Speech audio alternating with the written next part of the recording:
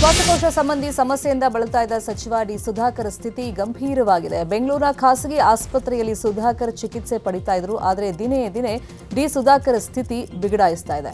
ಮೊದಲು ಮೊಣಕಾಲಿನ ಆಪರೇಷನ್ಗೆ ಅಂತ ಆಸ್ಪತ್ರೆಗೆ ದಾಖಲಾಗಿದ್ರು. ಆದರೆ ಆಪರೇಷನ್ ಬಳಿಕ ಅವರಿಗೆ ಲಂಗ್ಸ್ ಇನ್ಫೆಕ್ಷನ್ ಕಾಣಿಸಿಕೊಂಡಿದೆ. ಕೆಲ ದಿನಗಳಿಂದ ಶ್ವಾಸಕೋಶದ ಸೋಂಕು ಸುಧಾರಿಸದ ಹಿನ್ನೆಲೆಯಲ್ಲಿ ಅವರನ್ನು ಎಲೆಕ್ಟ್ರಾನಿಕ್ ಸಿಟಿಯಲ್ಲಿರುವಂತಹ ಕಿಮ್ಸ್ ಆಸ್ಪತ್ರೆಗೆ ಶಿಫ್ಟ್ ಮಾಡಲಾಗಿತ್ತು.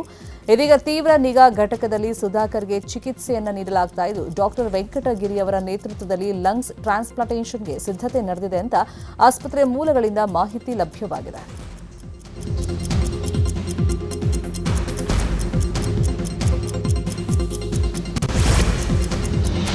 ದಲಿತರಿಗೆ ಒಳ ಮೀಸಲಾತಿ ಜಾರಿ ಹಿನ್ನೆಲೆಯಲ್ಲಿ ಇಂದು ವಿಶೇಷ ಸಚಿವ ಸಂಪುಟ ಸಭೆ ಕರೆಯಲಾಗಿದೆ.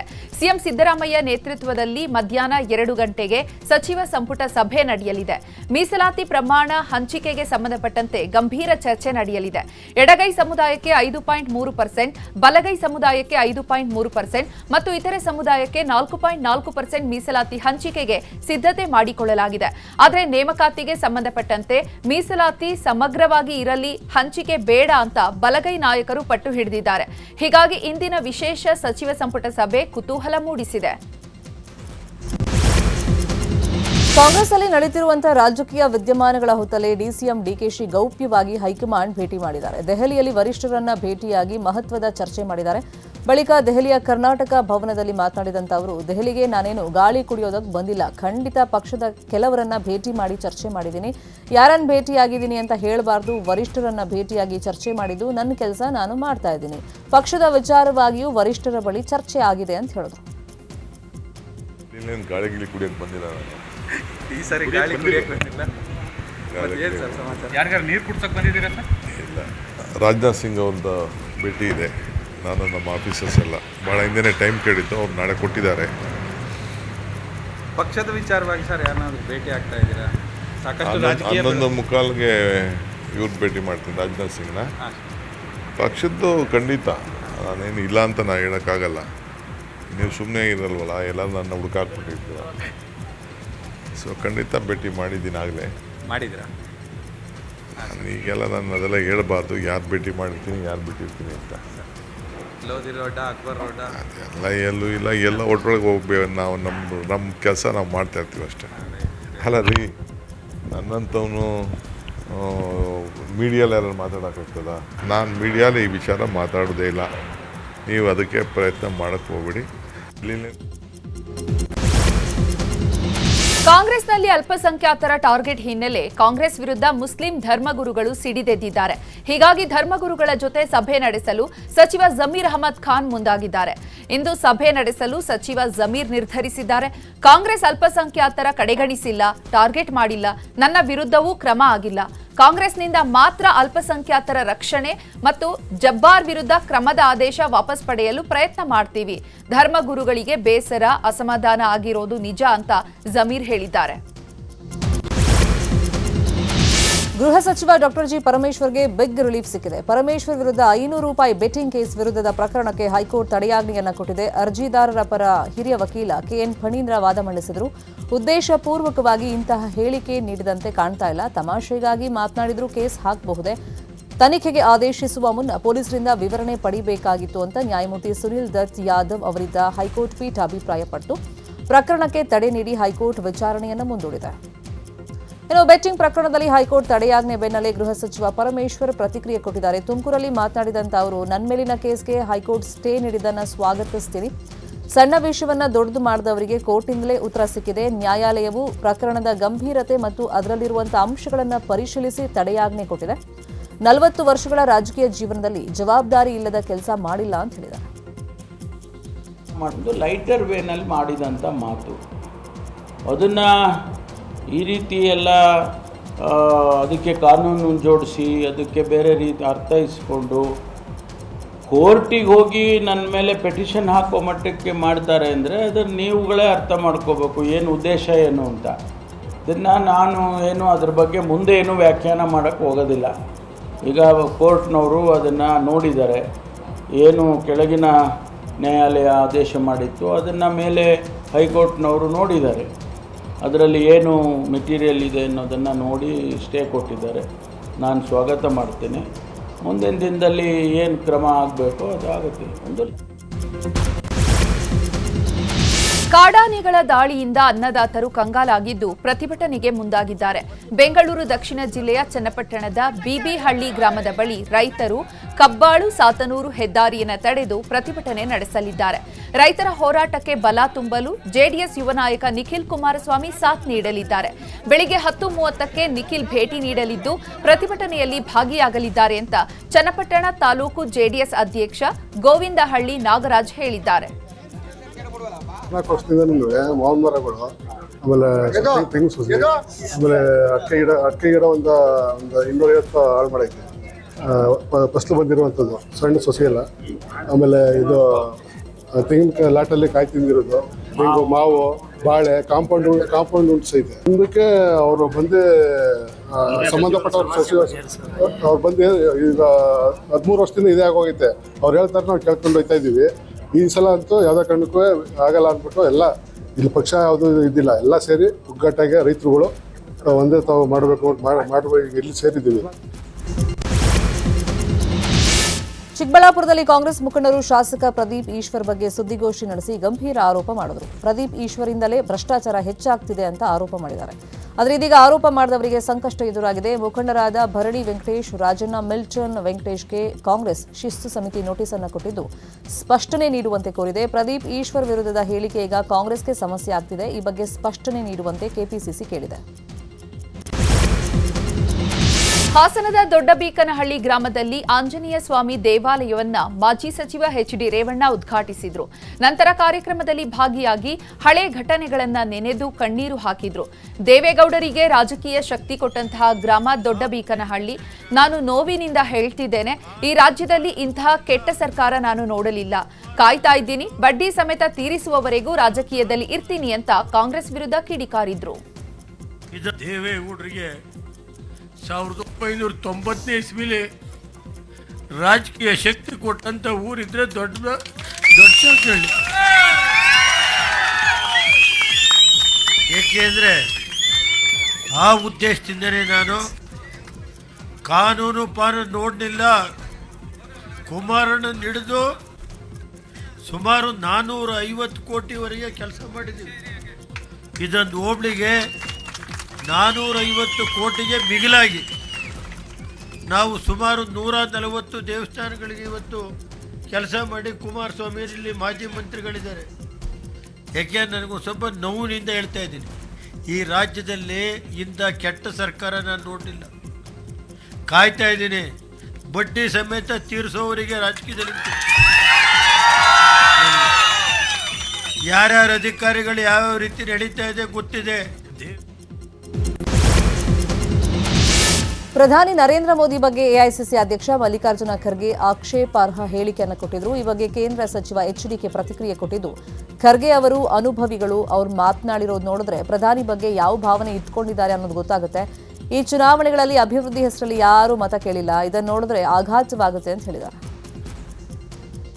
ಅವರು ಮೊನ್ನೆ ತಮಿಳುನಾಡಿನಲ್ಲಿ ದೇಶದ ಗೌರವಾನ್ವಿತ ಪ್ರಧಾನಮಂತ್ರಿಗಳನ್ನ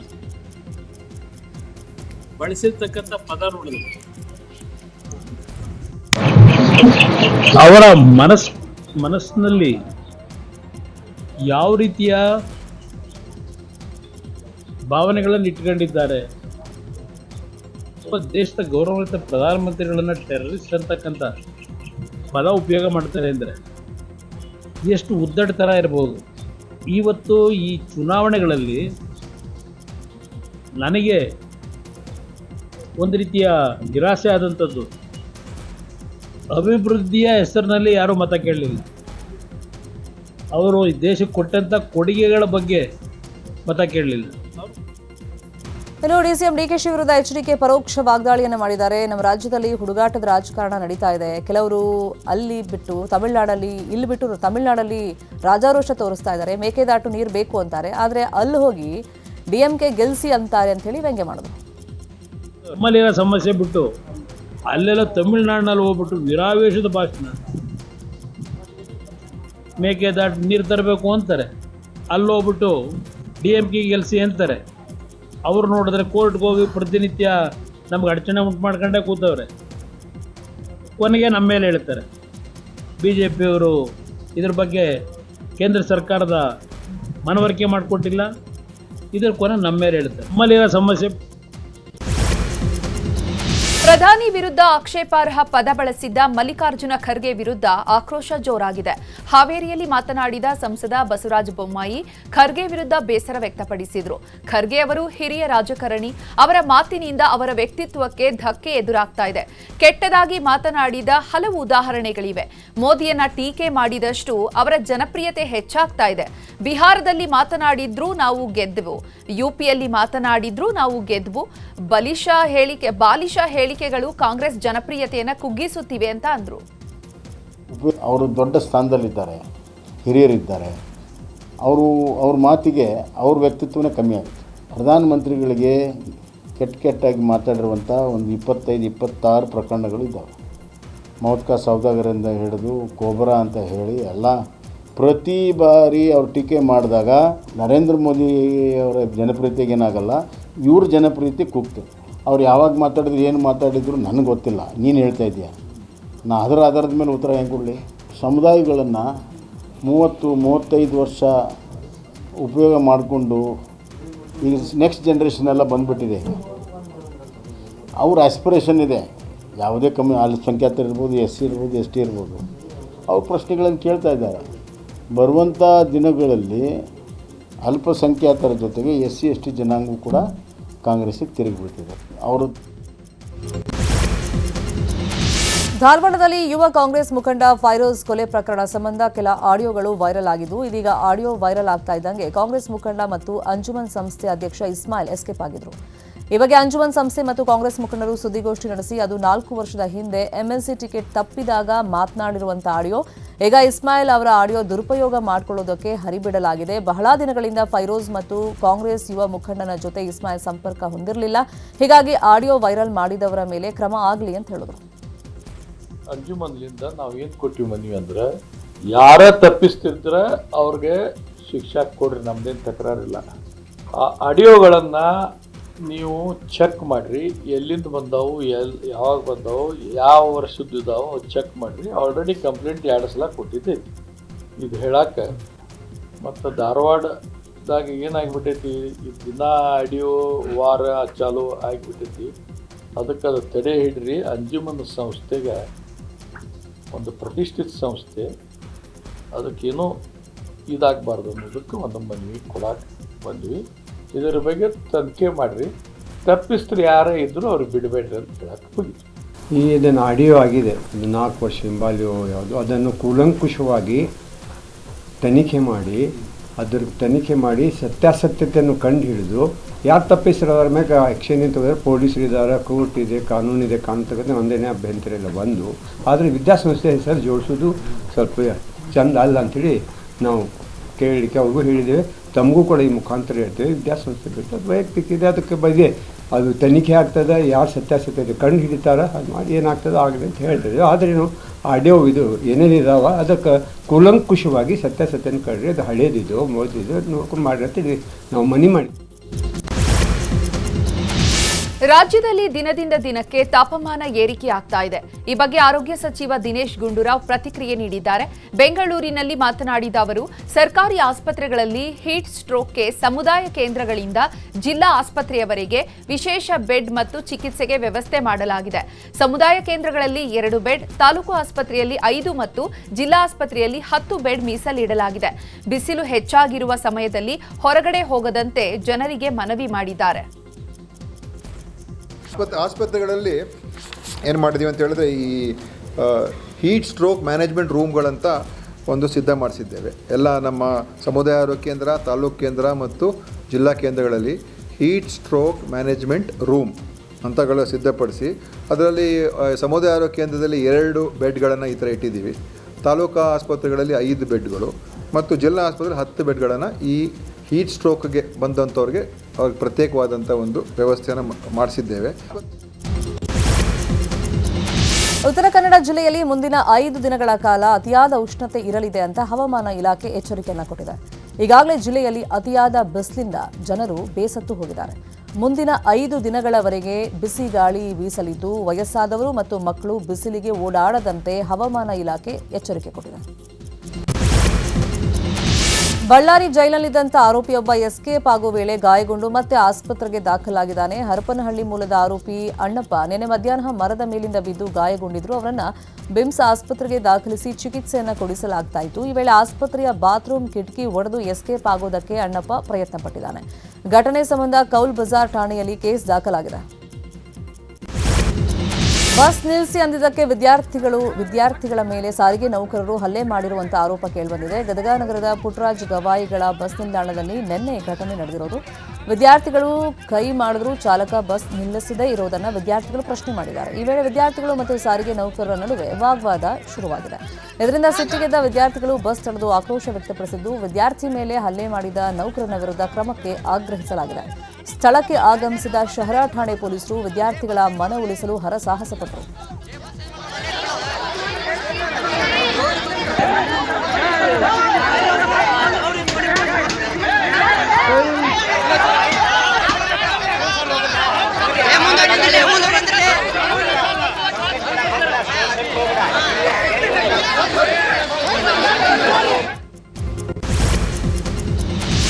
ಜಿಬಿಎ ಹಿರಿಯ ಅಧಿಕಾರಿ ಹೆಸರಿನಲ್ಲಿ ಸೈಬರ್ ವಂಚಕರು ವಂಚನೆ ಮಾಡಿದ್ದಾರೆ.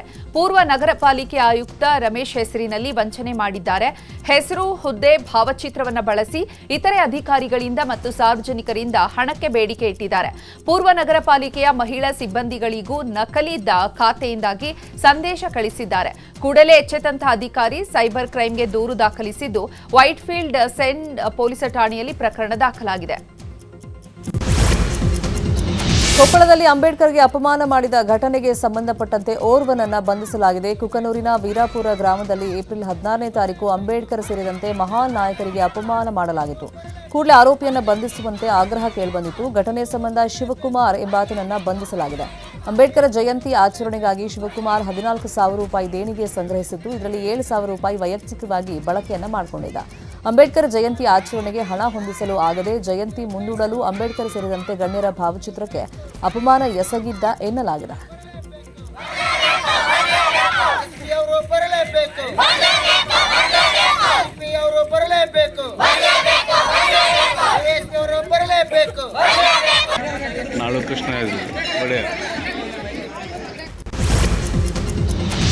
ಮಧ್ಯಪ್ರಾಚ್ಯದಲ್ಲಿನ ಯುದ್ಧದಿಂದ ಎದುರಾಗಿರೋ ಸಂಕಷ್ಟಕ್ಕೆ ಮುಕ್ತಿ ಸಿಗೋ ಲಕ್ಷಣಗಳೇ ಕಾಣ್ತಾ ಇಲ್ಲ.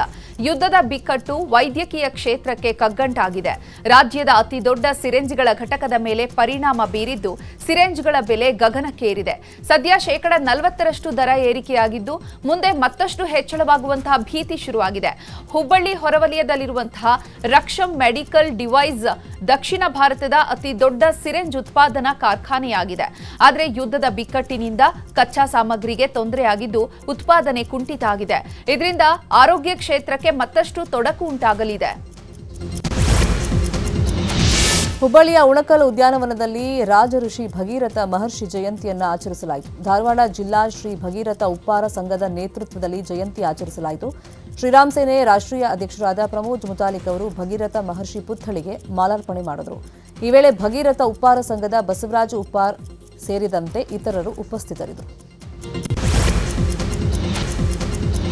2027ರ ಜನಗಣತಿ ಪೂರ್ವಭಾವಿಯಾಗಿ ಮನೆಪಟ್ಟಿ ಹಾಗೂ ಮನೆಗಣತಿ ಕಾರ್ಯವನ್ನು ಹಮ್ಮಿಕೊಳ್ಳಲಾಗಿದೆ. ಕರ್ತವ್ಯ ನಿರ್ಲಕ್ಷ್ಯ ಹಾಗೂ ಬೇಜವಾಬ್ದಾರಿತನ ತೋರಿದಕ್ಕೆ ಕೋಲಾರ ಜಿಲ್ಲೆಯ 6 ತಾಲೂಕುಗಳ ತಹಶೀಲ್ದಾರ್ಗಳಿಗೆ DC MR Ravi show cause notice ಅನ್ನು ಜಾರಿ ಮಾಡಿದ್ದಾರೆ. ಜನಗಣತಿ ತಂತ್ರಾಂಶದಲ್ಲಿ ಜಿಲ್ಲೆಯ ಪ್ರಗತಿ ಅತ್ಯಂತ ಕಡಿಮೆಯಾಗಿದೆ. ಈ ಬಗ್ಗೆ ತಹಶೀಲ್ದಾರ್ಗಳು ಗಮನ ಹರಿಸದೇ ಇರುವುದು ತಿಳಿದುಬಂದಿದ್ದು ಶೋಕಾಸ್ ನೋಟಿಸ್ ಜಾರಿ ಮಾಡಲಾಗಿದೆ ಅಂತ ಹೇಳಿ ಮಾಹಿತಿ ಕೊಟ್ಟಿದ್ದಾರೆ.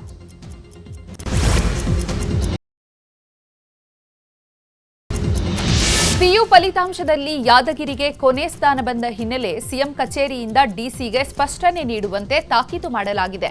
ಪಿಯುಸಿ ಫಲಿತಾಂಶದಲ್ಲಿ ಯಾದಗಿರಿ ಜಿಲ್ಲೆ ಕೊನೆ ಸ್ಥಾನ ಯಾಕೆ ಬಂತು? ಜಿಲ್ಲೆಯ ವಿದ್ಯಾರ್ಥಿಗಳು ಸರ್ಕಾರದ ಸೌಲಭ್ಯದ ವಂಚಿತರಾಗ್ತಿದ್ದಾರಾ? ಪಿಯು ಬೋರ್ಡ್ ಸಲ್ಲಿಸಿರುವಂತಹ ವರದಿಯಲ್ಲಿ ಆತಂಕಕಾರಿ ಬೆಳವಣಿಗೆ ಬಹಿರಂಗ ಆಗಿದೆ. ಈ ಬಗ್ಗೆ ಸ್ಪಷ್ಟನೆ ನೀಡುವಂತೆ ಡಿಸಿಗೆ ಸಿಎಂ ಕಚೇರಿಯಿಂದ ಸೂಚನೆ ಬಂದಿದೆ. ದ್ವಿತೀಯ PUC ಫಲಿತಾಂಶ ಹಿನ್ನಡೆಯಾಗಲಿಕ್ಕೆ ಕಾರಣ ಮುಖ್ಯವಾಗಿ ಅಂತ ಹೇಳಿದರೆ ನಮ್ಮ ಇಲಾಖೆಯಿಂದ ಉಪನ್ಯಾಸಕರ ಕೊರತೆ ಇದೆ. ಮುಖ್ಯವಾಗಿ ಉಪನ್ಯಾಸಕರ ಕೊರತೆ ಇದೆ. ಈ ಇಂಗ್ಲೀಷ್ ಉಪನ್ಯಾಸಕರು ಮತ್ತು ಸೈನ್ಸ್ದಲ್ಲಿ ಮ್ಯಾಥ್ಸ್ ಆಮೇಲೆ ಫಿಸಿಕ್ಸ್ ಬಯಾಲಜಿ ಉಪನ್ಯಾಸಕರೇ ಇಲ್ಲ.